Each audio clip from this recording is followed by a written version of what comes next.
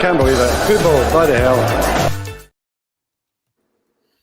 Hello guys, welcome back to the Mag 247. We are joined today by me, my co-host Killian, FaZe, Chase, Daz, Masood and Greg. How are you all today after this derby, which we'll get into in a bit? Recovering. Being better. Emotional. Yeah. Emotional. So, so we'll get into the derby in a bit. I just wanted to pay a bit of respect and show support for Bobby, who obviously we've been given some good tributes to this week, and the amazing tributes outside Old Trafford before the Man City game. A massive shout out to Phil as well, who took some flowers from the mag and put it outside, representing all of us. We really appreciate that, mate. And great work.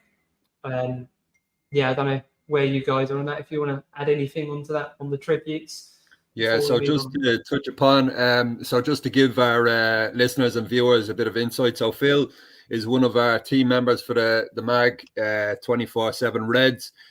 He's based in Birmingham, but he's a season ticket holder, and he very wholeheartedly got flowers from a local shop and brought it to the Trinity statue outside Old Trafford to pay on our behalf, to pay respects to Sir Bobby, which was very heartfelt. He actually had me in tears. Yeah, it was a beautiful thing to do, and we really commemorate Phil for doing that. So thank you so much, Phil, on behalf of the team, to yourself, and yeah, very grateful. Cheers, Phil. Cheers. Absolutely. Cheers. Yeah. Thanks, hello. Yeah. Cheers. So we will go on to the derby now. So I'm going to start with you, Killian, and we'll go around. So what was your thoughts on the derby? Yeah, it was obviously we got beat 3-0. The difference in the end was quite astronomical and quite disheartening, but it's just the way things are going these days for both teams.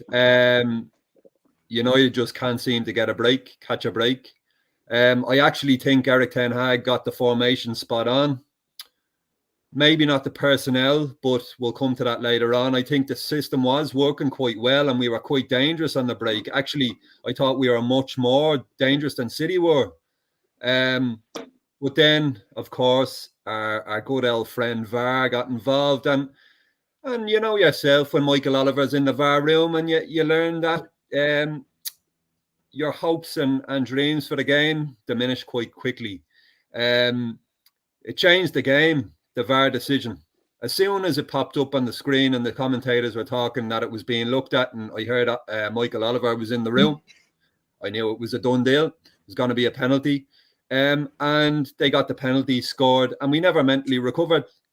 Now, you can say that the players are weak for not recovering and getting stuck in, but that decision, in my opinion, changed the dynamics of that game completely.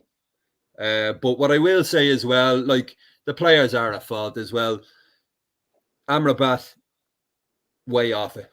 He's been way off it since he arrived, chasing shadows for the whole game. Best thing he did was get a yellow when he squared up to Foden, you know. Rashford chosen ahead of Garnacho for the umpteenth time. That's the last time I want to see him start over Garnacho. Anyway, I don't want to go on too much because we'll get into it later on. But yeah, in my opinion, the result, not surprising in the slightest, but I think VAR changed the game completely, and I think that's the softest penalty you're going to see, because this happens every day, every week in the Premier League, and penalties are never given for that. But at City, like with Live VAR Pill, they always get the decisions. And any chance for the Premier League to give a decision against us, let's be honest, it's always given, because they never want to see us back in the top. Anyway, rant over, and we can move on to the next. Chase, your thoughts? What can I say? It's just not a great performance. Obviously, I thought we were doing pretty well. We had to handle the match early on. We were starting to get some momentum, starting to get some chances, and then obviously it just went to shit in a handbasket real quick after that VAR decision. But I'm not going to forgive the performance afterwards. After the VAR decision, putting their heads down immediately, just looking like they couldn't give a rat's ass right after that decision, and that is the last time I want to see Rashford play. That's the last time I want to see him start. I mean, him, Bruno, and it's the last time I want to see them start because it is just every weekend, week out, not good enough. They can ride the pine. Yeah. Faze or Daza, excuse me, Daza. Yeah, much the same as you two guys. I thought Ten Hag got his tactics spot on. I thought we were in the game. Personnel's an issue, like you touched on, Kelly, and we'll come back to personnel because I think that's a big issue. But in terms of the way he set us up, I thought he set us up fine. The only difference I have is I thought Amrabat was really good today off the ball. The amount of work he did off the ball was insane. And I think it really showed. I think we had a perfect storm right at the end of that first half because we get the VAR decision go against us and then Amrabat went off. And what happened in the second half was we were wide open in the midfield because Amrabat wasn't there to cover the passing lanes. I thought, yeah, I thought Amrabat was brilliant in the first half. His work off the ball. McTominay, it's just simply not good enough for where we want to be. He's a good player, but he's not what we need. Eriksen's fine in there, but he needs legs around him, and he was isolated today because McTominay, Rashford they don't track. Bruno, we'll talk about Bruno later. But Marcus, for me, been saying it for a long time. I'm not going to go in on him because I'm not that type of person. I think he'll know himself. His form's not good enough. His attitude is now questionable for me. But yeah, not a good day. Not a good second half. The first half, in bits, we looked okay and we were hanging on in there. The VAR decision's a fucking shocker, I have to say. I'm still incensed by it. But like you said, Killian, see, Michael Oliver's in there.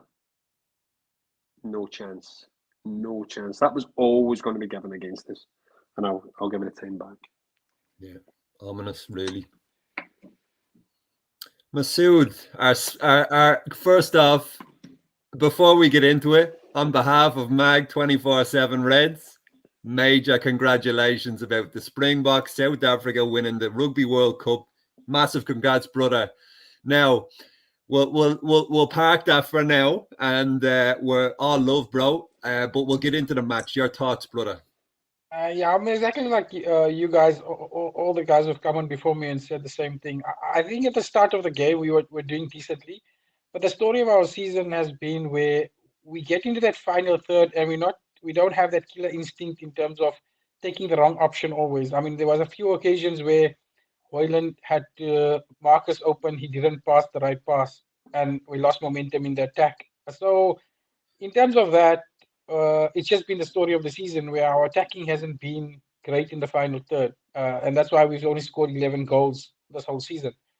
And as the guys have said, that the VAR decision changed the game. And what's frustrating for me is in the Arsenal game, we at the time where we were looking to strong towards the end of the game, and we were looking to go ahead, and Hoyland didn't get this.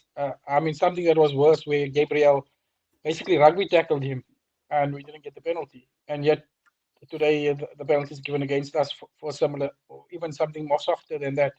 So for me, VAR's questionable against us. But like you said, Killian, earlier, these incidents happen every week. I mean, I think Alan Shearer on the PL channel as well mentioned it, that it happens 2 or 3 times in a game. Are we going to get penalties for every one of them if this is given?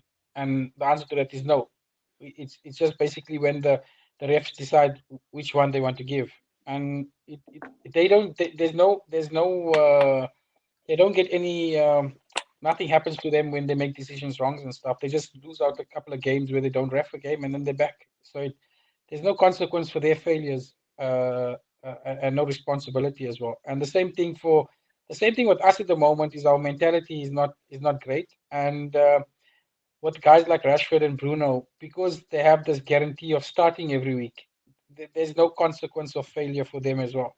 So we need to let them take responsibility as well. And for me, Ten Hag has to step up and basically put the bigger players on the bench and sort of teach them a lesson as well. There can't be guarantees in any team, and he has to let go of his stubbornness a bit as well. Yeah, agreed. Who's next up there? Greg, very welcome from the Caribbean, my friend. Great to have you on, brother. Your thoughts on the game? Glad to be here.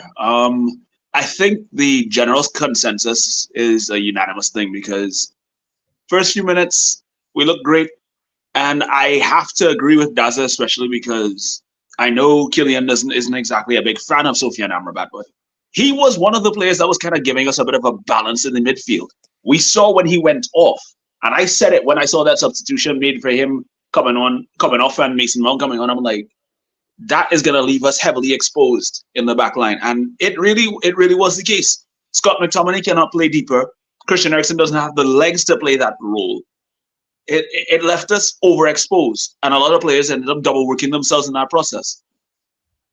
Before that, we were looking good, and honestly, I believe, like everybody is saying, Marcus Rashford should be dropped. I think Erik ten Hag needs to read the room and realize, okay, yes, this guy gave you 30 goals last season, but send a message and let him know, okay, you're not performing up to the standards that you set.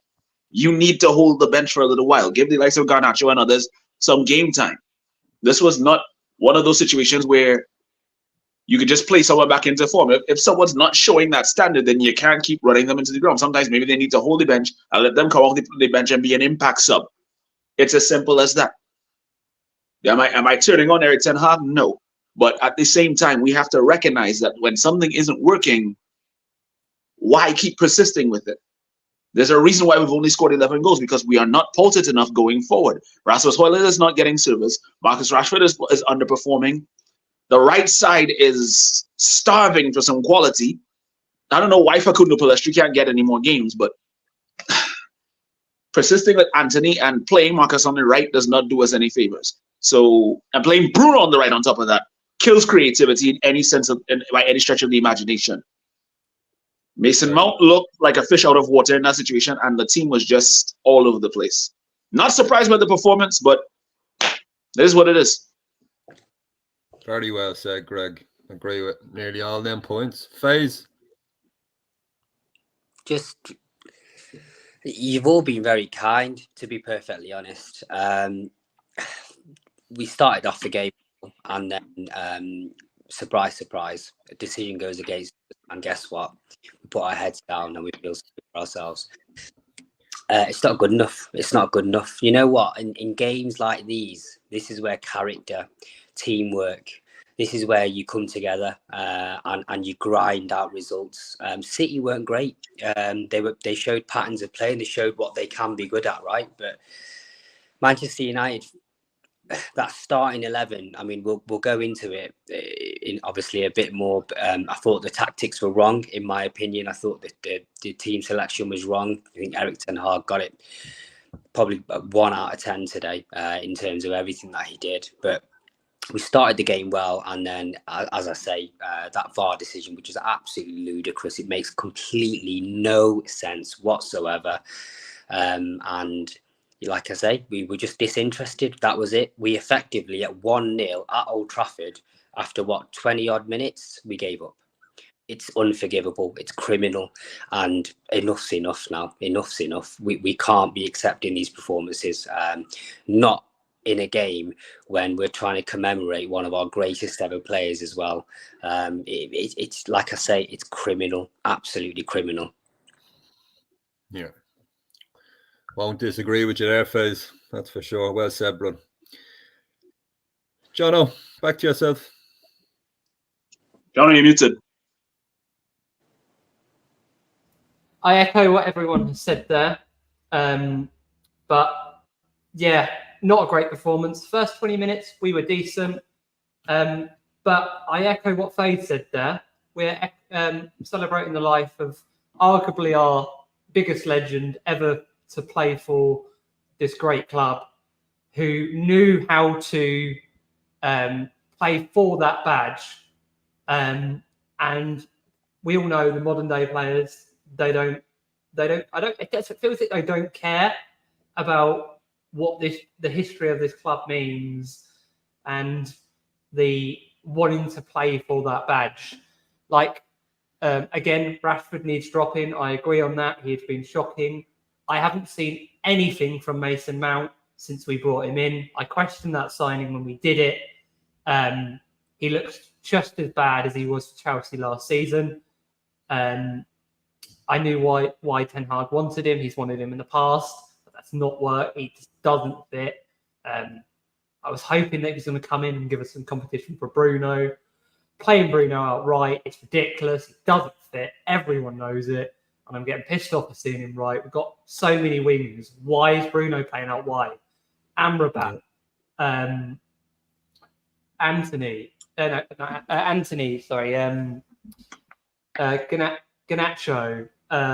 Pellistri, Ahmed. We've got so many wingers and we're not using them. So we're playing Bruno just to accommodate for Bruno. If you need to rest Bruno, rest him. Don't play him out of position. He's not effective there. And yeah, I think I agree with some of the rest. I think Amrabat was very important that first half. I think he was holding that midfield. He gave us a bit of defensive cover, which we lack without Casemiro. Eriksen hasn't got the legs for that. Neither does Scott. I think Scott's a great bench player, but that's it. He shouldn't be starting for United. I hope we give the kids a chance against Newcastle, because I'm sick of these players who don't want to play for this badge. How much was, say, for example, Bobby Charlton on? He didn't care, did he? How much money Bobby Charlton was on all those years back? He was probably on 10 grand, if that, compared to Marcus Rashford, who didn't look like he cared today on 350k a week, and same with Bruno. That's just why I get annoyed. Anyway, rant over, and we've got some questions from the chat, which we'll get everyone involved in. Bruno, this goes into a question from Keane. Roy Keane questioned Bruno being captain after the game on Sky Sports. We've got a guy in chat here. Why is Bruno captain? What does he expire? What's your thoughts, guys, in chat in the call? Should Bruno be the captain, and if not, who would you have as captain? I'm just going to jump in real quick there. I'm Bruno's number one fan. He's my favourite player for Manchester United, right? Yeah. Since he came to the club, he's carried the club on his shoulders. The stats back this up. He's a world-class player. The stats back it up. Yeah, it's a typical hero becoming the villain. And the reason behind this is he's been played out of position and he's surrounded by idiots within the team. He's either on burnout, because you can see, but he's not Wayne Rooney. You can't play him on the wing. He's not that type. Wayne Rooney was just an extraordinary footballer. He could play in goal, defence. You could play him anywhere. Bruno, you can't do that with Bruno. It's like playing Haaland left wing or left back. Why would you do it? There's no reason for it. The only reason for it is to accommodate the system. But the system ain't fucking working, pardon my French. It ain't working. You see, this is the thing. I love Eric Ten Hag. I'm Eric Ten Hag in all the way, even if he loses every game. I'm Eric Ten Hag in. But the accountability needs to fall on the manager as well. All right? He brought in Mason Mount. What does Mason Mount actually do? Where does he actually play? What system does he fit into? I'm still trying to understand, yeah? You know? Bruno, yes, he does need to be dropped because his form isn't good enough. But to go in, I'm Irish, okay? I'm from Republic of Ireland. For Roy Keane to say that about Bruno, I think is very harsh, and he's putting a lot of unnecessary pressure, which is already on Bruno's shoulders as the captain. And I'm surprised and disappointed by those remarks. But I understand the frustration. But still, when you have a player being played out of position, like he's an attacking midfielder. He's a number 10. The end. That's it. But are we going to make an excuse because he has too much pressure on him as the captain? Because when you're a Manchester United player, no matter what, you're going to get pressure, right? Correct. And you're going to have the pressure 3 times that when you're the captain. No fucking excuse. I'm sorry.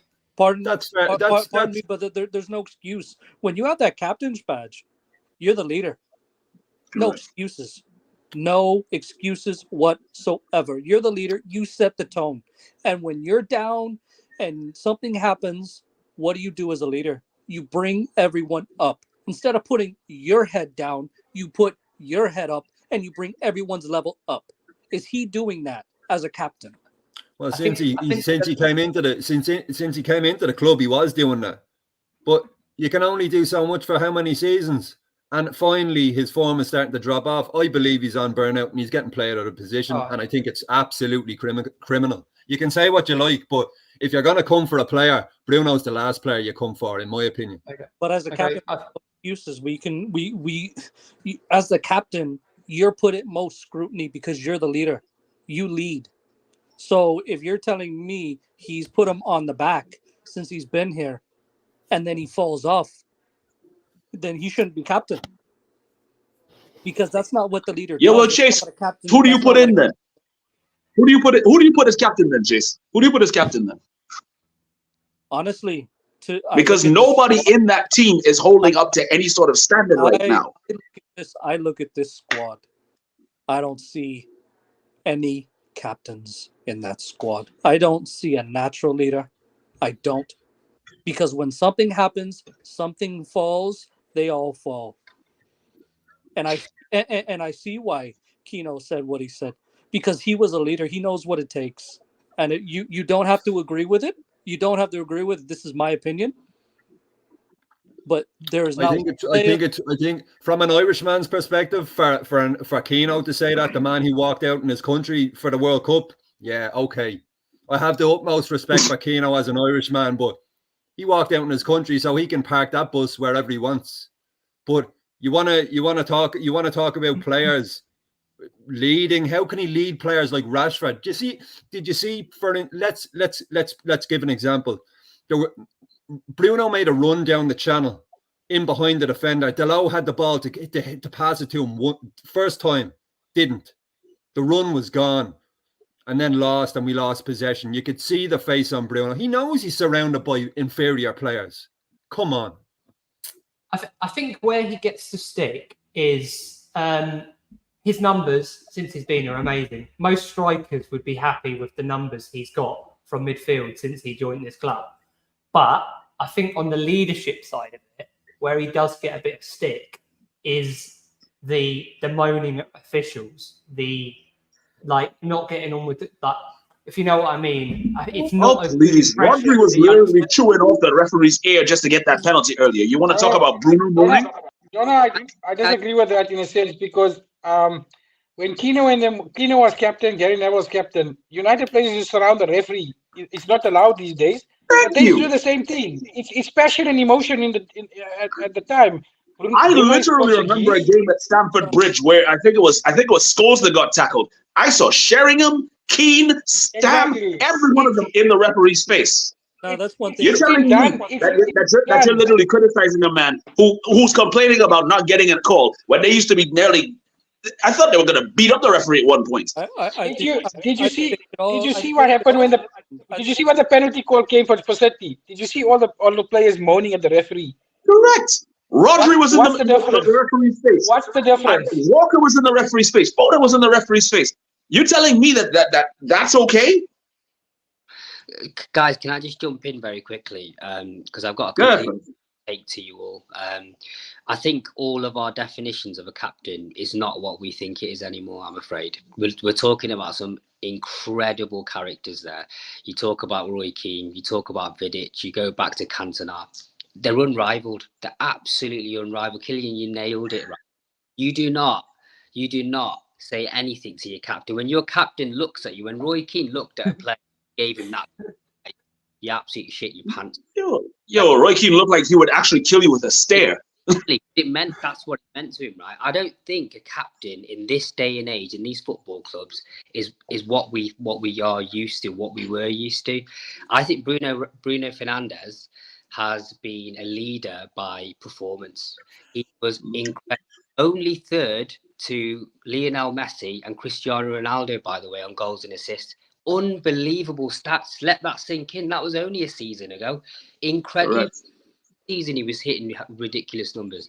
So we have to really look at what do we expect from a captain, because you have to look at those other players as well. Those other players are becoming, I think, in my opinion, unmanageable. They're just too difficult to deal with. There's too many prima donnas, too many individuals. I don't know what anyone thinks about that, but that's the difference. That's the difference. If you look at the performance today, City were a team. We are looking for individual moments in a game, and that's where we're getting lost this season as well. Because that's what we've been doing the entire season. We don't have a structure in terms of a team. We have we're looking for individual brilliance and maybe moments in a game that changes the dynamics of a game. We can't put pressure on a team because we can't sustain ball possession. So there's no structure within the team. So and a captain is as good as what he has around him. So he can be the greatest leader of all time. Can be the greatest leader of all time. But if your soldiers are not good enough, in the end of the day, you'll get killed, isn't it? We also look like a bunch of chickens with our heads cut off, to be fair. I mean, City look like a well-oiled machine, a team. But that's exactly it. So that leads me into a point, if I can jump in, Chase, exactly what you just said there. We're running about like individuals, right? And I put a tweet out earlier. It's all about perspective, right? So let's have it right. That back four doesn't start. See if everyone's fit and firing. That back four doesn't start. Absolutely right? not. Absolutely the midfield, that's not the starting midfield either. After Copenhagen, Ten Hag said the biggest problem he's got is match rhythm, because he's not got the players to take the ball off Onana and take it into midfield because they're not used to it. Let's be honest, this all goes back. We all know the club needs a rebuild. The team needs rebuilt. But Ole released information a few weeks ago that he was only allowed to sign 3 players per year, right? How can you do a rebuild on 3 players per year? And I don't know, how many permanent signings has Ten Hag made per season? Is it 3, 4 maximum? The others have all been loans. So it all goes back to upstairs, and nothing's going to change. And besides signing players, also getting rid of players is something that United doesn't do well enough as well. It all goes back to that point, Masood. See if you can only sign 3. You can only sell a couple because you're going to leave yourself wide open. But that's the wages that goes on. That goes back to the club and the board offering too much for wages, because you offer silly money, man. Harry Maguire 250k a week. West Ham aren't going to pay him that, and they're going to want compensation. And then us as fans moan that the club don't ship off Harry Maguire. It's the club's. It's the owner's fault, and we're blaming Harry Maguire for not leaving. There's a lot of players in that squad, John, that are just not good enough, and I've got 3 or 4 managers sacked. So let's have an understanding of where we are. It's always going to be what's happening up top. We all know here. It falls down the way, Chase, doesn't it? Oh yeah, we all know half of these players don't cut it, aren't good enough. But also, I think the biggest problem that Ten Hag has at the back is not having Lissandro, not having Licha. That is a huge, huge miss because he was the only one out of that back four that can take pressure off Onana, take pressure off the back line, and not having Licha whatsoever has really, really killed us. Chase, just to cut in real quick, we talk about who would we have as captain. He's the fucking man I'd have as captain. Besides Bruno, Licha epitomizes what's needed to be a Manchester United player. Yep. Grit, determination, leaves everything on the pitch. Every tackle he wins, every block he wins, every block his teammates win. It's like they scored a goal. He breeds Manchester United. He infuses that energy into his teammates around him. And as you've put it, and as we know, he's the missing link that works the cohesion from the back through the midfield to up top. And we're missing him, as you said, massively. Sorry, go ahead. Just a quick point on Deza's point earlier with regards to structure above. If you listen to Pep's the press conference after the game, and he was asked the question about why is it the difference between United and City, and he says that everyone works together at City, where there's the CEO, the footballing side, the manager, everyone's pointing the same direction. Where at United, everything's pointing in different directions. From the owner says a lot. To the manager, Masood, to the players. I've got the actual quote in front of me now, and he said, "It's simple. Everybody has to be on the same path. Owners, CEO, manager, chairman, and fans. When there is no unity, there's just failure." And that's what I said a couple of weeks ago. That's what I said a couple of weeks ago in my Come For Me take, is that the problem with United at the moment, even in the fan base, is that we are disunited. The name is United, but we're anything but united, especially as fans. They have not only separated the squad, the manager, they have separated the fan base as well. We're all separated because there's no cohesion in anything at this football. There's not one. There's not one straight path that you could say this is what we're doing. We're united. Exactly. It goes off in just separate ways, and we're split down the middle. And the press plays on that, and that's what they're looking for as well, because they just angry United fan base basically gets you clicks and sells newspapers and stuff as well, and gets traction during the week. And in a couple of weeks' time, we're getting another international break, and then we're going to get stories about the sale again, and it's just going to be the same cycle over and over and over again. So you're going to hear the Jadon Sancho story brought back up. You're going to hear something else about Onana. You're going to hear something about Ten Hag under pressure. 1 minute it's Casemiro regretting signing for the club.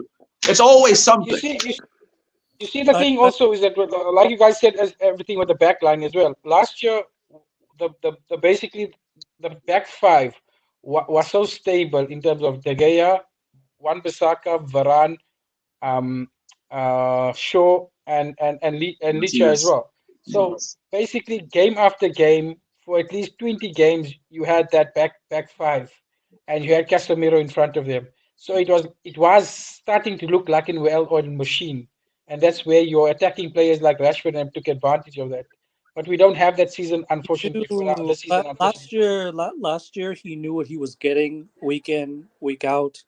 This year, with the injuries of our entire back, he doesn't know what he's getting. That's true, but also he's just being a bit stubborn as well this season, Chase. It's like a roulette. He's getting a roulette. He's starting to be stubborn. We could probably talk about this topic for hours. I think I think what we'll do is we'll move on, because as FaZe has put it, we've been talking for this. We can talk for this for ages. But what we'll do is, right, I want us to go through each and every one of us and see what. So we've Newcastle up next. Oh my God! Right, the Geordies who want a piece of our pie and love to take dressing room photos after they beat us. What a club, yeah. So let's start off with FaZe. FaZe, who needs dropping for the Newcastle game, and who needs to come in, or what formation would you play, or what tactic would you go for? Hit me. I'll keep it very short and sweet. Who needs to be dropped? Marcus Rashford needs to be dropped. Bruno Fernandes needs to be dropped.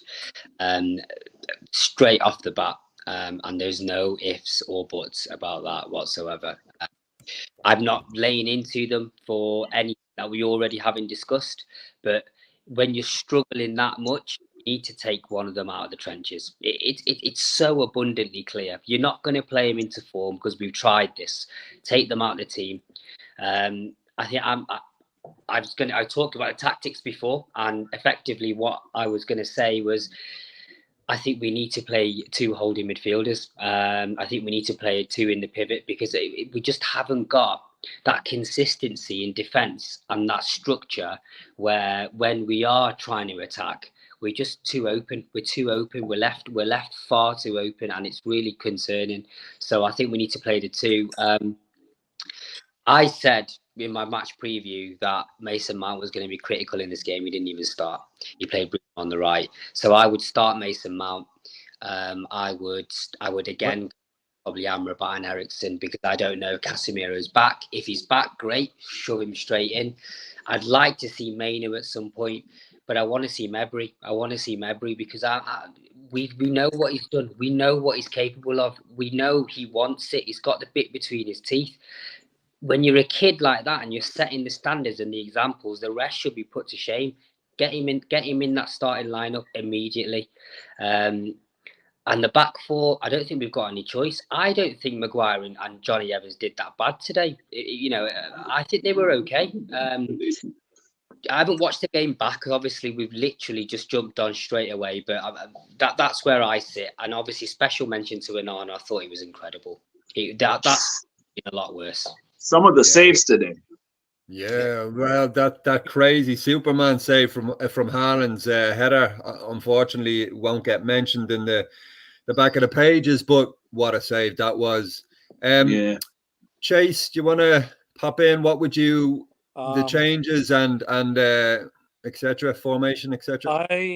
For Newcastle, I would obviously sit, bench Rashford, bench Bruno. Personally, what I would do is bring in Palestri. Let's give Palestri a start. Let's give this kid something. Let's bring in Hannibal. Let's bring in Mount. Let's bring in something different. I mean, they're creators and they attack very, very well. They're on the ball very, very well. If Reguilon's not going to start, I'm putting Dalot at left back.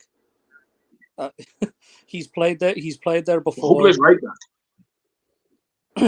I think Wan-Bissaka might be back, so he's been training, so he might be back. Wan-Bissaka's back, but hopefully with Reguilon getting minutes, I think he'll start. So I would have Reguilon and Dalot start in the back, and I mean Onana was terrific. He's the reason why we didn't shout down 6-0.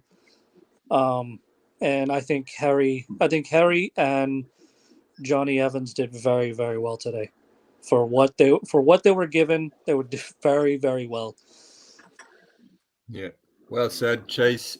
Greg, same question in regards to any changes for the Newcastle game.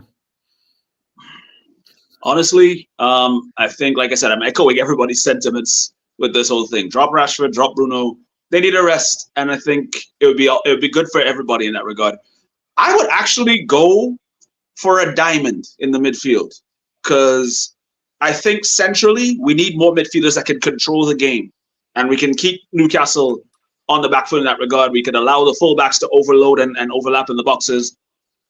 I'm thinking if we're gonna play like a diamond, we play two strikers. I'd actually give Martial and Højlund a game together, see how that works, because it would give an opportunity for Martial to drift left, and he'd be able to kind of act like an auxiliary winger. Højlund could still stay central. Someone can give him a support off the flanks. It's a trial. But yeah, Hannibal could play in this game. Mainu could play in this game. I would play Amrabat behind them. Mainu could probably drop back if need be at times to help out. But so it would be a nice little change where everybody could play that, and it wouldn't necessarily be like a flat four. So it'd be an interesting take. But I mean, I don't know what Ten Hag thinks. I mean, the only thing we have in common is that we're both bald. But that's about it. Well said, Greg. Good one. Masood. Yeah, I'm with all the guys as well. So my team would be if he's going to give the new goalkeeper a chance, maybe. Otherwise, Onana has been. I think that penalty save has given him some confidence, and today he was immense. So I would go to Onana. If Wan-Bissaka is fit, I'd go with him at right back just to give him some game time and match fitness as well.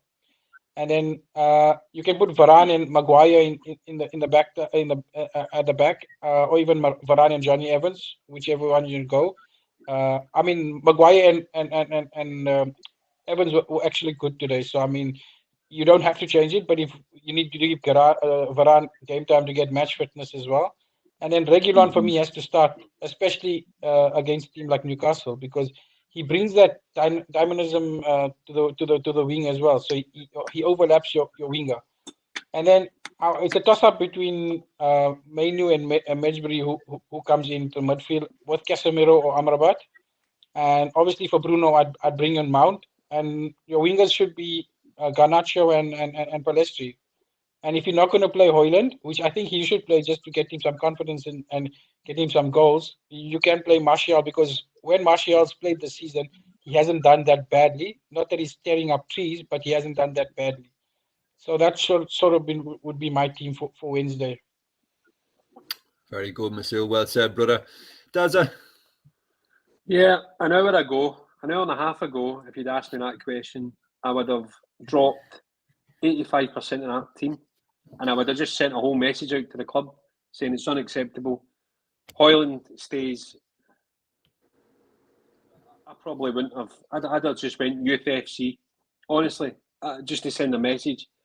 As the time's going on, I'm becoming a wee bit more relaxed about the whole situation. I would play Altair in goals. I would definitely give him I think he's got to get his shot, got to get him in there. He's got to feel what it's like to play for United. I know that building confidence on Onana, but he definitely needs a shot in there. Onana needs to feel the heat of someone breathing down his neck. Højlund, he never had a pre-season. I just keep playing the kid. He's the bright spot for me. I think he is. If we can get him polished, he looks really good. And the biggest thing for me is the wings. I think Palestri needs to play. I think Garnacho needs to play. I don't know what Palestri needs to do to get a game of football. Hannibal, we just need to be really careful as a club, because if we don't give these boys ample opportunity, they're going to leave. We're going to lose them. Mm-hmm. And the current squad are not doing enough to earn a place for me. So, do you sacrifice the League Cup to blood some of these boys and let them play? Let Kobe Mainoo play. Let Hannibal and Kobe in that midfield. We've seen that in pre-season. And it worked pretty good. I know it's only pre-season, so. But yeah, I echo most of the sentiments. As I said, when it was Raw, I'd have dropped them all just to send a message. But I would definitely I'd be dropping 4 or 5 of them. Definitely. Yeah. I can't really disagree with any of your points and great points from all the lads there. I'd go one further. I think the best performance this season was the game before Newcastle in the Carabao Cup, and we played the kids. I played the exact same team.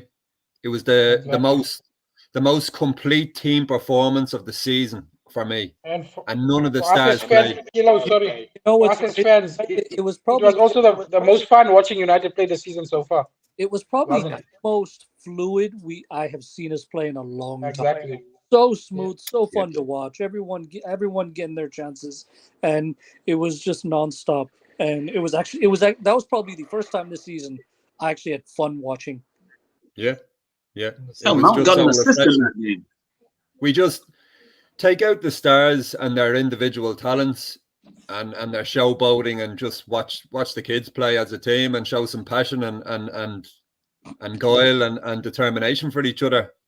That's all I want to see. And the game before, I can't even remember who we played in the previous round, but it was just it was a joy to watch. We looked like a team. Palace. Palace. And even a youngster, even Dan Go got a few minutes as well, and he looked good as well. I forgot about him. Dan Gore should get some games.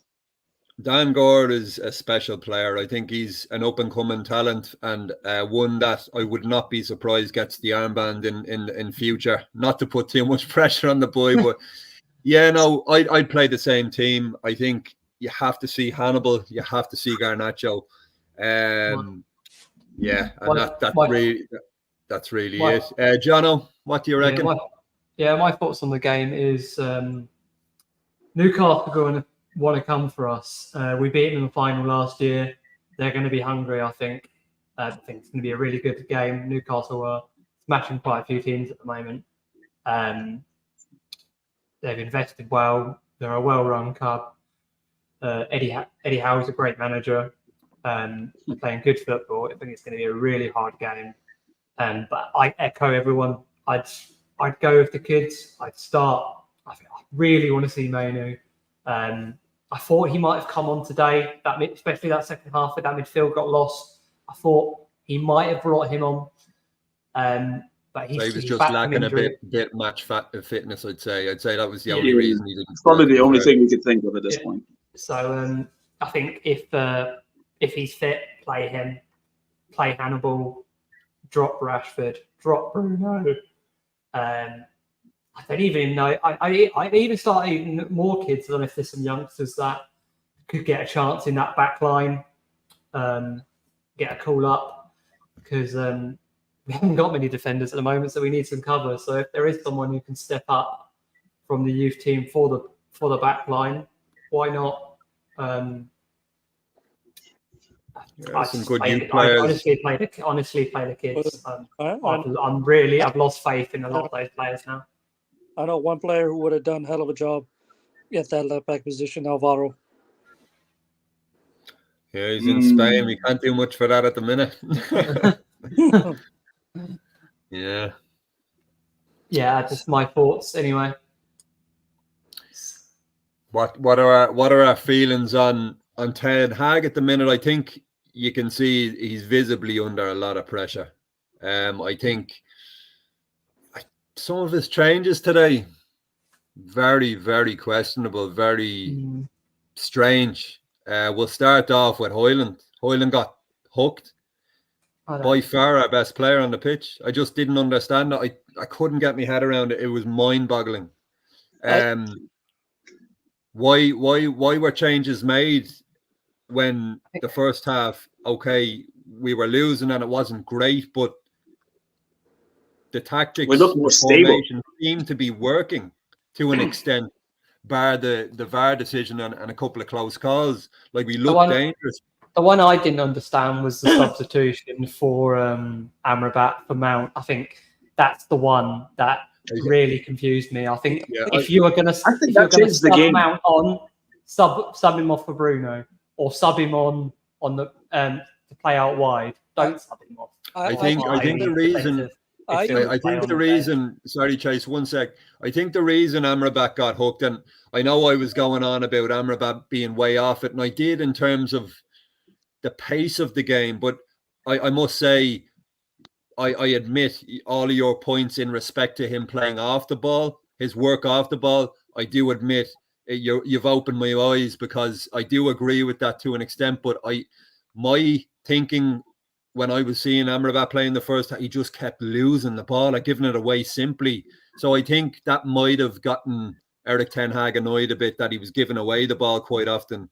But I still didn't see the reason. I didn't know what the reason for because that changed the formation completely. So we just looked so off balance after that. And as Daza pointed out earlier, we were getting it was like a knife through butter running through that midfield for City. I noticed what he was doing. I mean, he was cleaning up he was doing the dirty work that no one really watches, no one really sees in the match. That's what kept us really stable. He really was. He wasn't great on the ball. He wasn't, flashy, pretty. He was losing balls, but he was still doing the dirty work, keeping everything at bay.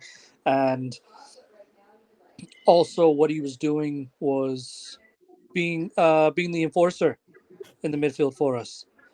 And I said it at halftime as well. I think he's going to come off because he's got that yellow card, and the second half's going to. We're already down 1-0. It was going to go towards a shootout. It was, we were going. The game was going to get much more physical in the second half, and I don't think he wanted to risk Amrabat getting a red, getting sent off with a second yellow. Højlund, my only thing with Højlund is I'm wondering if he has minutes on him still coming back from the injury that he just came back from. I'm really wondering if he still has him on a certain amount of minutes till he feels comfortable that he can actually have him go for 90 minutes. That's the only thing that I can see of why he's pulling off Højlund. But other than that, I must say, Chase, I don't agree with that at all. I think he has enough minutes under his belt. He's 20 years old as well. He's fit as a fiddle. You could see him. He was holding off. The strength of the boy is unbelievable. He looks so fit. I must say, I was dumbfounded to know. I just couldn't get over why he was taken off, and I still don't. And I think it was to bring on Martial for Højlund. I'm sorry. No. I mean, that's the only thing I can logically come up with of why he's pulling him off. Is he tired? Does he have?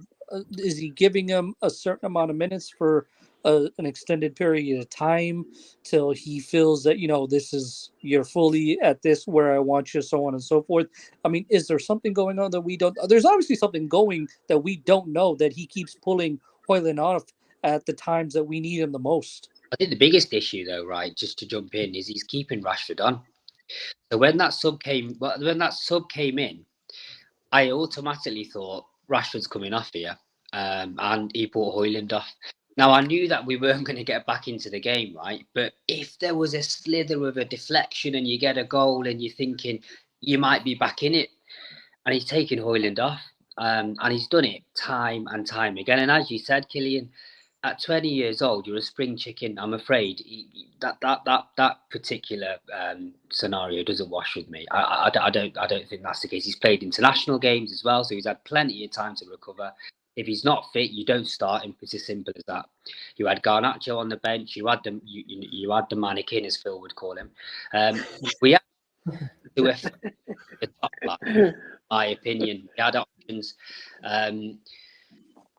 I just think he's got it wrong. I think he's got a lot of things wrong there. And looking again, I feel like why do you think that is, Faze? You think he's questioning himself because there's so much pressure building, or what do you think? I can't work it out. I'm trying to work it out because there's got to be a reason where he thinks there's a system there where he plays Rashford, whether it's out wide, out right, or through the middle, that Rashford offers him more in an attacking output than anyone else that we've got, because he's absolutely hell-bent on keeping him on the irrelevant of his performance on that day. And all of us head-scratching. I mean, leaving Anthony out was a big step in the right direction for him. We were all thinking, wow, this is the golden boy for him. He's left him out. But he put Bruno on the right. So once again, he makes a decision that we're all agreeing with, and then he goes and negates it by putting out the most creative player that we've got centrally out wide right. I'm trying to help him out as much as I can here. We're all trying to fend off these idiots that are saying Erik ten Hag out. But when he makes decisions like that, it's incredibly difficult. Incredibly difficult.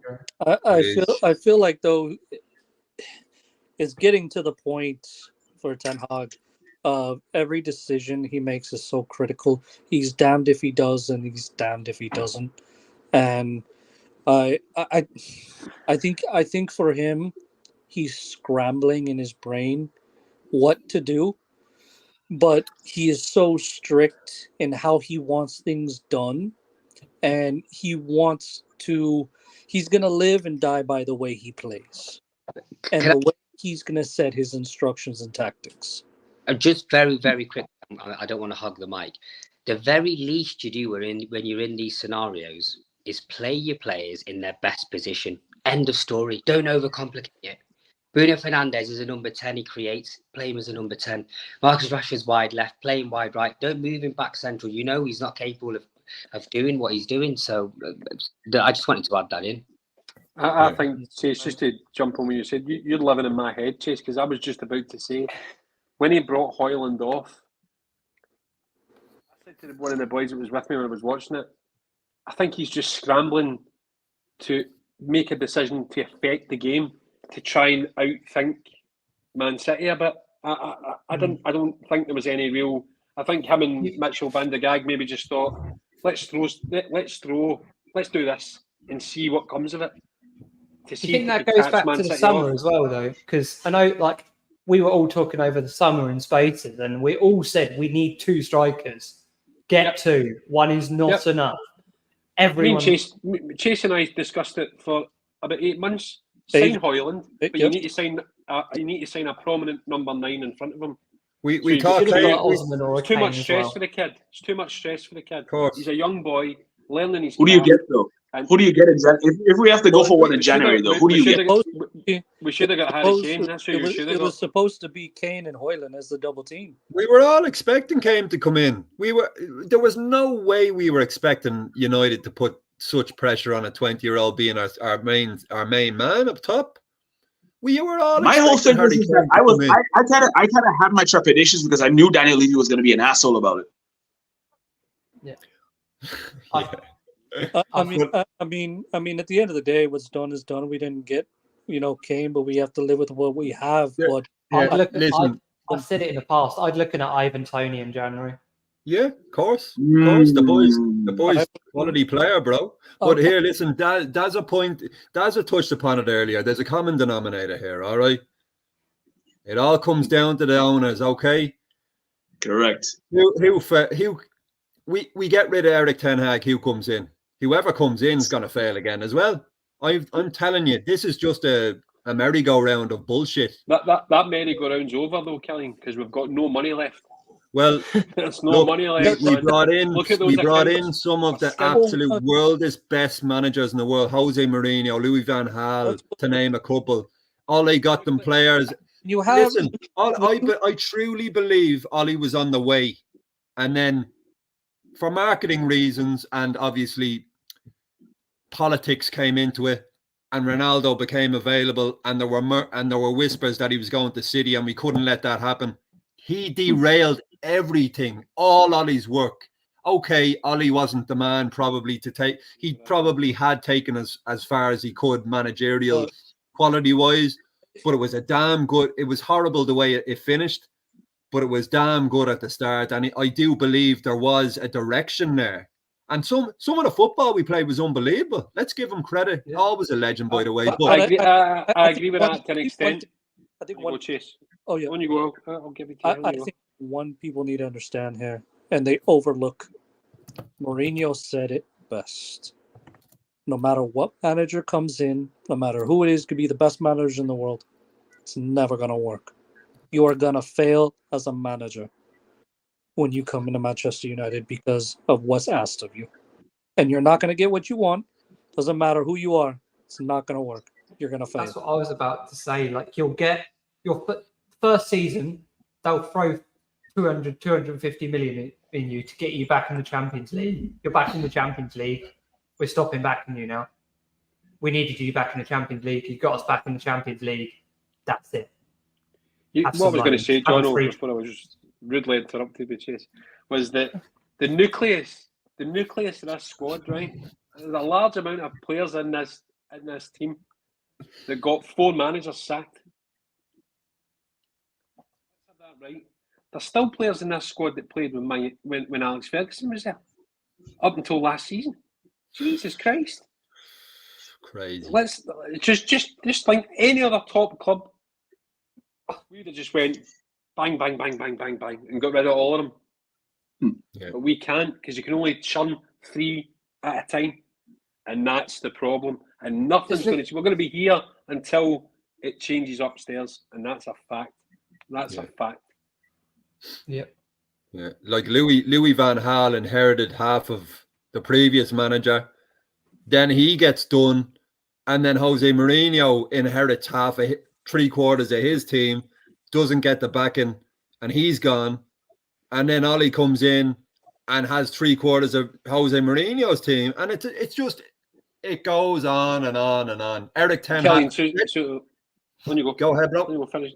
No, what I was going to say was, so see when Ollie made those comments about only being allowed to sign 3 major players per season, then the rest were loans. I went back to me, you know me, man. I like a stat, right? I like info. I went and researched all the managers that took over since Alex Ferguson, and give or take one or two players. That's the formula, by the way. That's the formula they have. Remember, Falcao came in on loan. They signed Ander Herrera, Luke Shaw, and one other. They signed another one. Di Maria. Di Maria. Falcao came in on loan. Just very quickly to end it on Ten Hag, and these are some damning bits of information. We're sitting 8th in the table right now. We're 7 points off 5th, and after 10 games, goal difference is -5. Haven't won against a team in the current top 9. Miles off. Very concerning. He's a man under pressure.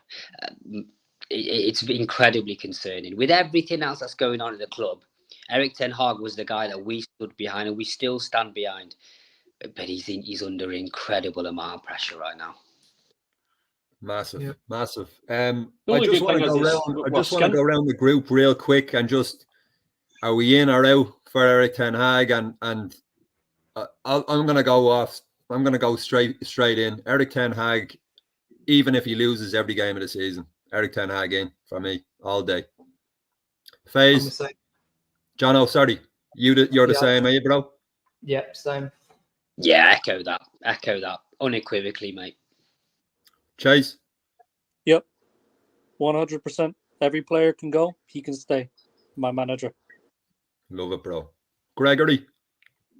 Absolutely. I mean, there's no reason to sack him at this point. Like you said, who do we get? The players are letting him down. So, yeah, Ten Hag needs to get the opportunity to turn this around. Ten Hag in. Masood? ETH shouldn't go anywhere, Kilo. We can't have another situation. As it is, there's a touched on earlier. We don't have money to sack a manager, because where does the money come to then get that manager his players? Because you can't sell players because no one wants to buy the players because they're on expensive wages, and you don't get the price you want. So it's just a vicious cycle, and it will just go round and round and round and round until the owners go. We stuck in this sort of time loop. You said it, brother. Daza, finish it off for us. Ten Hag out. I'm only kidding. I'm only kidding. I'm coming to Scotland, Deza. I'm coming to Scotland. He's Scottish, man, I tell you. Never trust a man with a kilt. I will die on this hill, right? I wanted Erik Ten Hag. Erik Ten Hag is 1,000% the right man for this job. And as a fan base, we all have to unite behind Erik Ten Hag to make sure he's still there when the new owners come in. We need him to have a chance under new ownership and new structures. That's what we need. He's the right man, just at the wrong time. We need to keep him there, no matter what. Yeah. And I've got a finishing point on that as well. 24 months ago, 90% of Arsenal fans were saying Arteta out. Exactly. Including Piers Morgan. And they were 15th at that time. They were 15th at the time when they said that. Now look. Chelsea. I mean, Chelsea spent nearly £1 billion. But what happened was with them is that the ownership, the son took over the running of the club, and he died on the Arteta hill, and he made him make the decisions. So he got rid of Aubameyang, whatever place he wanted to get rid of. But when the ownership changed around how Arsenal was run, that's when the change happened. So if we get our new owners and the structure changes, we can see the same change as well, and hopefully we do. Yeah, we'll be fine winning Ineos. On that note. Anyway, this has been the Mag 247. I hope you have enjoyed today's podcast. Massive shout out. We are 3 people away from 600 followers on Twitter. So make sure you jump on that now. Subscribe to the YouTube channel.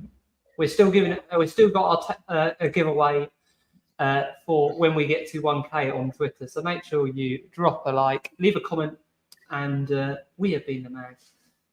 Your home, all United. Up the box, up the box.